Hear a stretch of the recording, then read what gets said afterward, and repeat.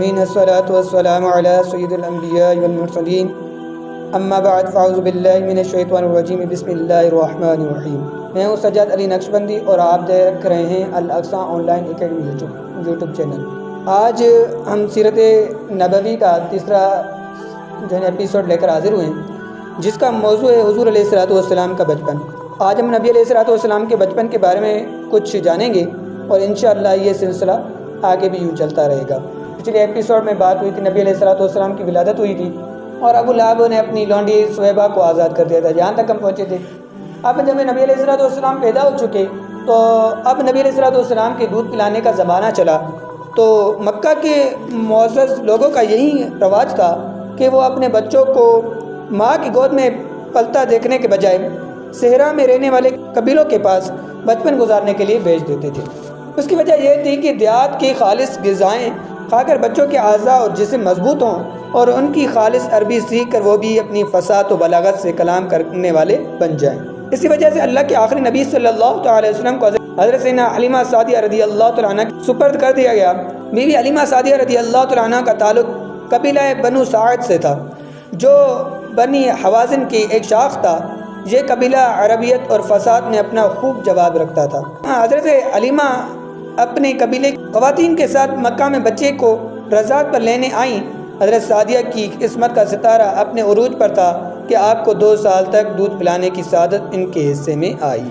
بعض روایت کے مطابق بی بی حلیمہ رضی اللہ تعالیٰ عنہ کے علاوہ مزید خوش قسمت خواتین نے آقا صلی اللہ علیہ وسلم کو دودھ پلانے کا شرف حاصل کیا۔ ان تمام عورتوں کو دولت ایمان نصیب ہوئی، جبکہ حضرت بی بی حلیمہ رضی اللہ تعالیٰ عنہ کو دودھ پلانے کی خدمت کا یہ انعام ملا کہ ان کا پورا گھرانہ دولت اسلام سے مالا مال ہوا۔ حضرت حلیمہ کے شوہر حضرت حارث رضی اللہ تعالیٰ عنہ صاحبزادے عبداللہ بن حارث اور 2 صاحبزادیاں انیسہ بنت حارث اور جدامہ بنت حارث ہیں۔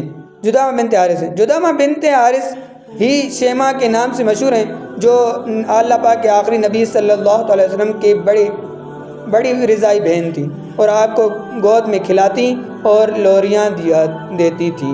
حضرت بی بی حلیمہ سعدیہ رضی اللہ تعالیٰ عنہ جب اللہ پاک کے آخری نبی صلی اللہ علیہ وسلم کو دودھ لینے کے لیے آپ کے مکان عالی شان پر پہنچی تو فرماتی ہیں، میں نے دیکھا کہ آپ سفید کپڑے میں لپٹے ہوئے تھے، آپ کے پاس سے خوشبو اٹھ رہی تھی۔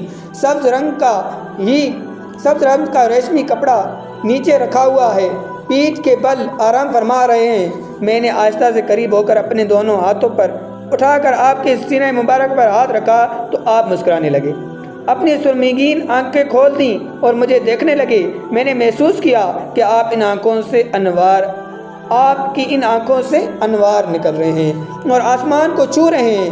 بے اختیار ہو کر میں نے آپ صلی اللہ علیہ وسلم کی دونوں آنکھوں کے درمیان بوسہ دیا اور آپ کو سینے لگایا۔ جب آپ رضی اللہ تعالیٰ عنہ دودھ پلانے بیٹھی تو نبوت کی برکات ظاہر ہونے لگی۔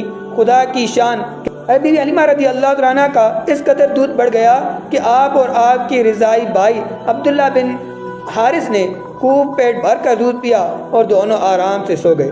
رسول اللہ صلی اللہ علیہ وسلم اپنی رضائی والدہ کا صرف ایک طرف سے دودھ پیتے، دوسری طرف سے وہ دودھ پلانا بھی چاہتی تو تب بھی نوش نہ فرماتے کہ وہ آپ کے بھائی کا حصہ تھا۔ یہ اس بات کا اشارہ تھا کہ عدل و انصاف کا بول بالا کریں گے۔ آپ کی برکت سے حلیمہ رضی اللہ تعالیٰ عنہ کی لاغر اونٹنی جو دودھ سے خالی تھی، اس میں بھی خوب دودھ آ گیا۔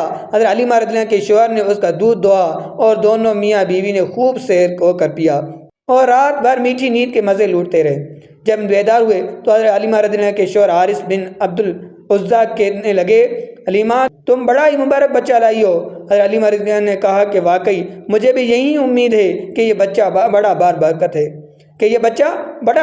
ہے اور خدا کی رحمت بن کر ہمیں ملا ہے۔ اگر ویڈیو پسند آئی ہو تو ہمارے چینل کو سبسکرائب کریں۔ جزاکم اللہ خیرا۔